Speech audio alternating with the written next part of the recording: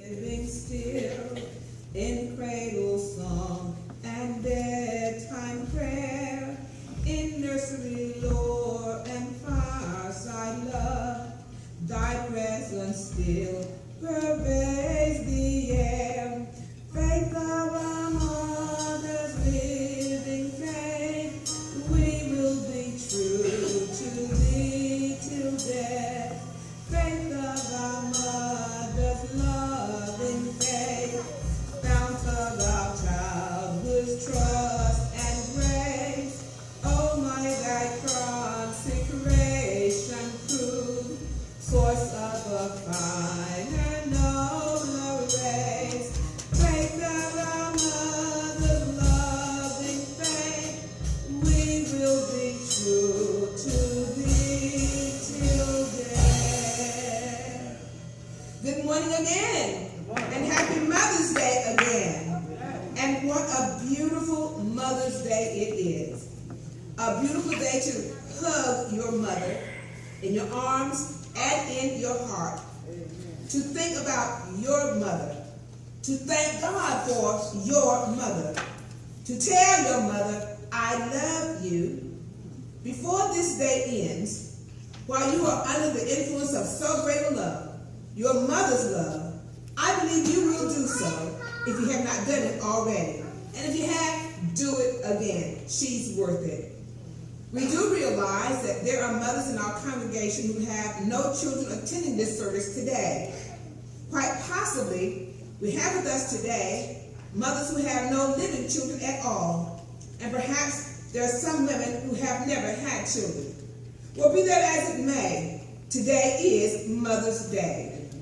I dare say every woman present today has been under the influence of a mother figure or is currently influencing someone in a nurturing relationship as a neighbor, as a confidant, as a friend, as a mentor, etc., etc., etc.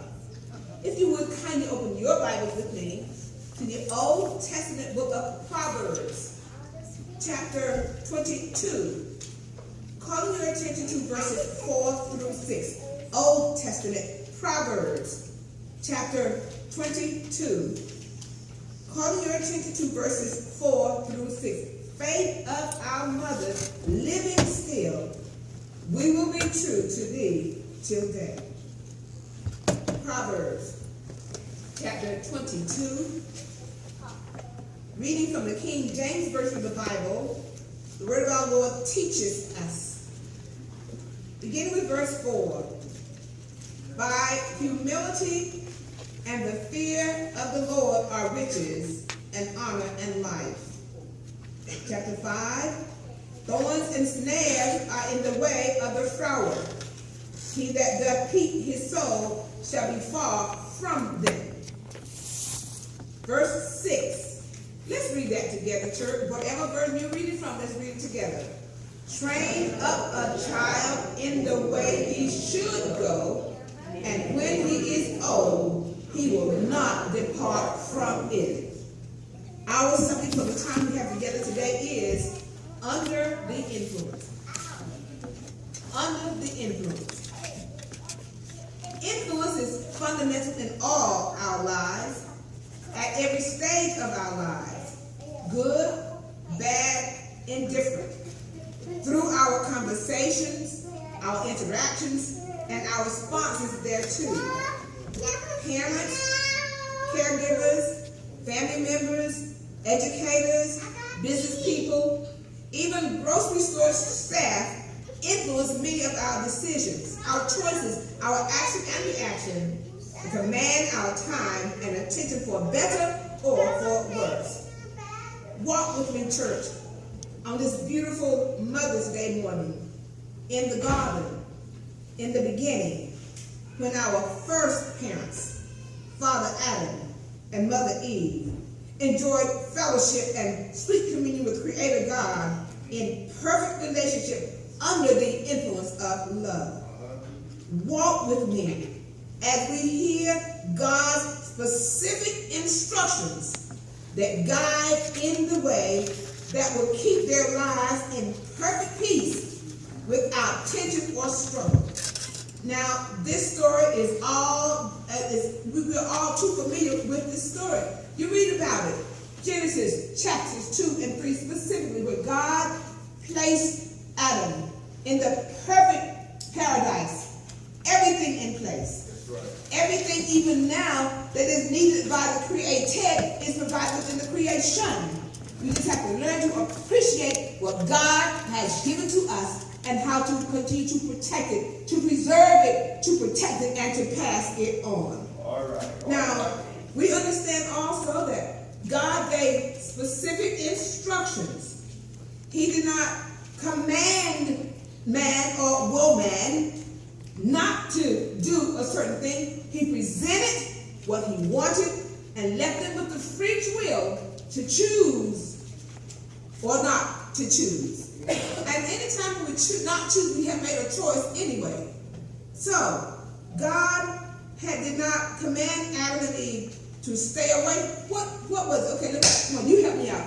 What was it that God said about, what did he tell Adam about being in the garden? Come on. What did God tell Adam about being in the garden? Come on. Come on, I can't hear. He could eat from every tree. He had his choice of everything. God asked for only one thing not to bother. And that was the tree of the knowledge of good and evil. All right? God said, in the day that you eat of it, you will what? Surely. You will surely die. Now, he didn't say, don't touch it. Did he say anything about touching the tree? Come on. If you go back and read this in there, he said, anything at all, everything is here for you.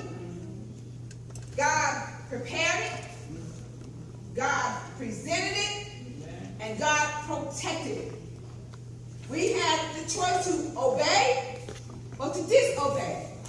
Parents preparing their children, raising them in the way that, training them in the way they should go. We know the child is going to respond in one or two ways. Is you is or is you ain't. And when we don't follow instructions what's in line, there are consequences of every choice that we make. Amen. We want it to be good, sometimes bad, and then it's even indifferent. But God did not command Adam and Eve to stay away from the tree.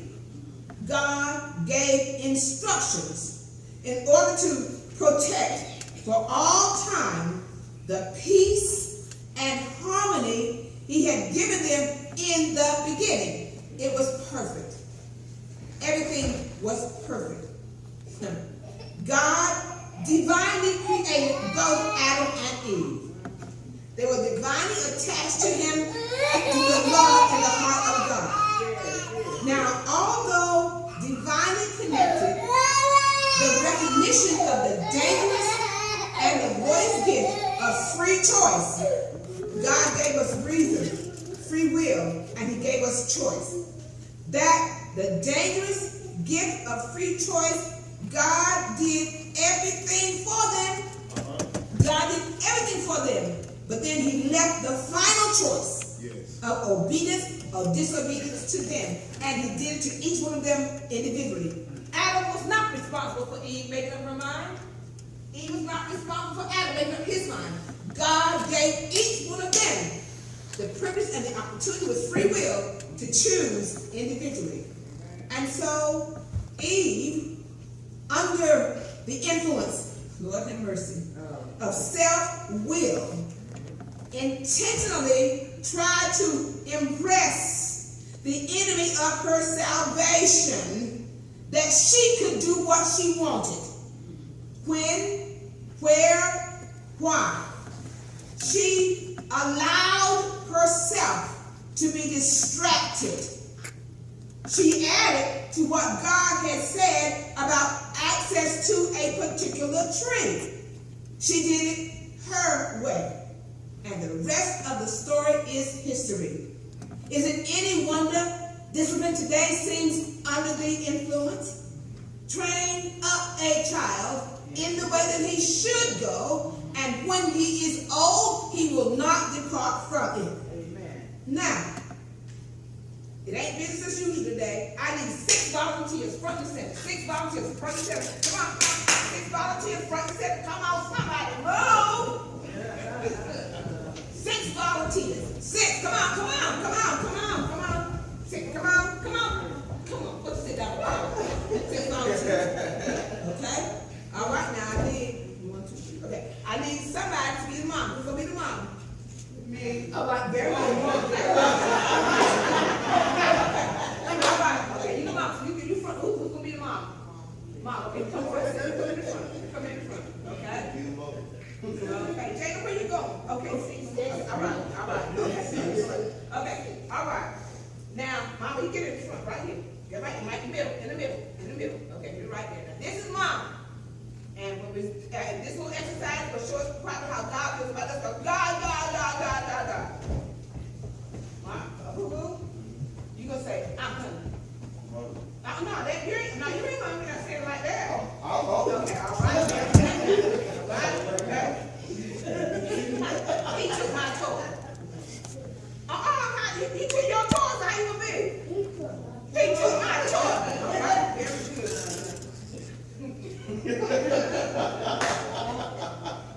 Woo! I don't want to go to bed. I don't want to go to bed. Okay. I want some candy. I want some candy. There's nothing to do. Nothing to do. Now, this is Mama and all of her children. I'll be trying to get her attention. Mom, you stand right there. You got to. Now, when I say go, do it like you mean. All of you, what are you going to do? Push your up. Okay. Next. He took my toy. Okay. All right. 1, 2, 3. All day.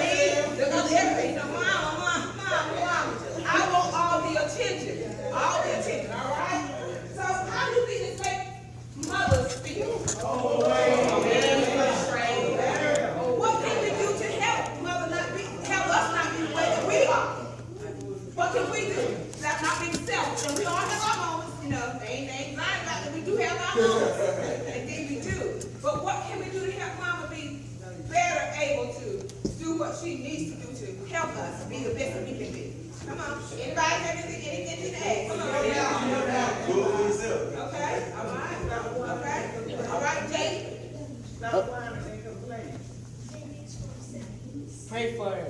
All right. Very good. Very good. So do we understand how the important roles that mothers have?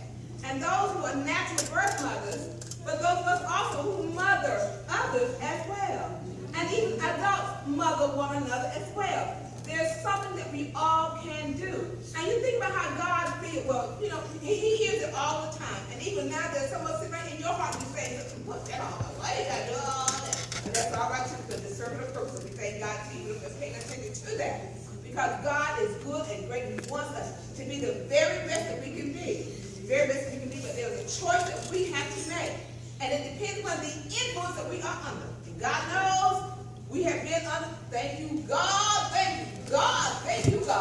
for deliverance from being under the influence. And I'm not just talking about substances, but under the influence of people and situations and circumstances and issues. But God is faithful.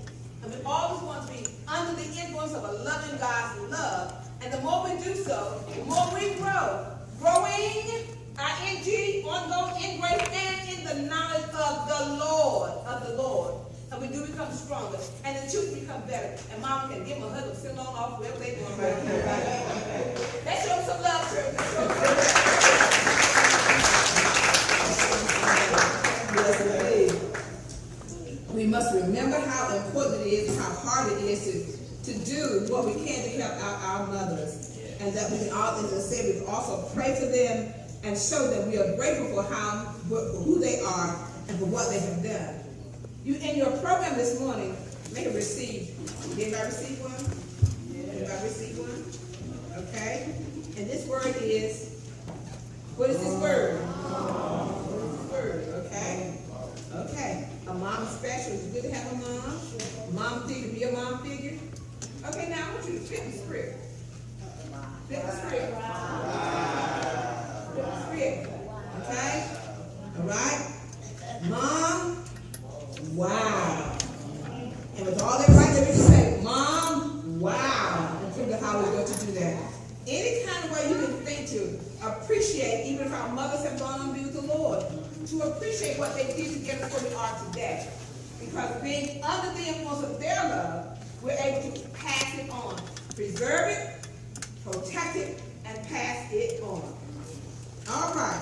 Now, when other areas of your life, what other areas in your life do you feel you have compromised because you wanted things your way? Who's going to be honest and tell me that? What have you compromised because you want to have things your way? I said earlier, I might say in Sunday school, I wanted to get here on time because my brothers were calling me. I knew it was going to happen. By the time I was getting ready to go out of the house, calling to wish Mom a happy Mother's Day. And she was kind of, because I knew that little he was there turning the phone around. I heard her kind of turn, but I said, we're going to all be over there today. We're going to burn some hot dogs and some hamburgers on the grill. And then they'll call about 3 o'clock so they can talk to her themselves. So I kind of wanted to hurry things along because I didn't want to be any later than I might have been already. So that was what I did itself because I wanted to be on time here, and I knew that could be delayed for later on. Anything someone else has done this morning because you wanted things your way, you don't want to share, just think about it because you have done something. You have compromised something, but you want things done your way. Well, look at this. Can you picture God seeing us just like we saw us, the children here, wanting what we want, when we want it, where we want it, how and how much? The question is, whose or what influence are you under? And only you can answer that honestly. Whose or what influence are you under at whatever age? How are we living, church? What do the children and others see in the way we walk, in the way we talk? Do we sincerely follow the influence of God as taught here in this recipe book, in this roadmap, in this daily journal? What are we doing? How are we doing it? We can help out wherever our help is needed. The plea was made this morning to help out providing for the soup kitchen. We can do that. We can certainly do that. Yesterday, I don't know how many of us contributed to the food drive by the mail, the post office yesterday. Reach out and touch somebody's hand.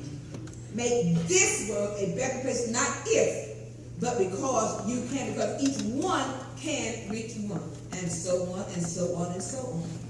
Do what you can while you can. Remember, do something that's going to make your heart smile.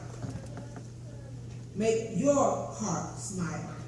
And when you do, we can, the beautiful prayer that Elder Royal dedicated to the women today, I'm going to read something to you, and when I hold my hand, I want you to say, we thank you, God. Today, we recognize God's creation of women. We thank God for the many ways that women help us each day. For women who prepare meals. We thank you, God. For women to help us when we are sick. We thank you, God. For women who teach us. We thank you, God. For women who drive us where we need to go. We thank you, God. For women who help in construction. We For women who sell us things we need. For women who work in churches and in businesses. For women who do many things that make our life more pleasant. And so it is our prayer. We ask your blessing on these women who are part of our congregation today, and for those who cannot be with us today. Let's all say, amen. I'm going to stay under the blood. I'm going to stay under the blood. I'm going to stay under the blood. And the world can't do me no harm. I'm going to pray under the blood. I'm going to pray under the blood. I'm going to pray under the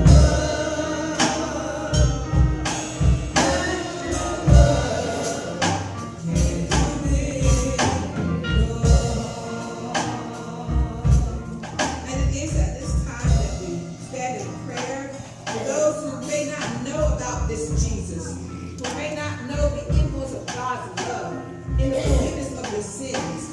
We're just saying that should there be one here today and you don't know this personal relationship with God and Jesus Christ, if you have not admitted that you are a sinner, if you have not asked God to forgive your sins, if you have not looked for and desired a better life with Christ Jesus, then the invitation to salvation is to you. God is willing to save you. You must confess with your mouth, believe in your heart that Jesus Christ is the Son of God, that he died on Calvary's cross, he was buried, and he was bodily raised from the dead on the third day as God promised. If you believe that, if you receive that, if you confess that, then you are saved. We extend the gospel invitation to you. Should there be someone in our presence today and you've been searching for a church home, a church family, Antioch is extending the invitation to membership to you. But the most important thing is to remember is this, that it's not about trying to impress people, it's about a relationship. Your relationship with God the Father Almighty.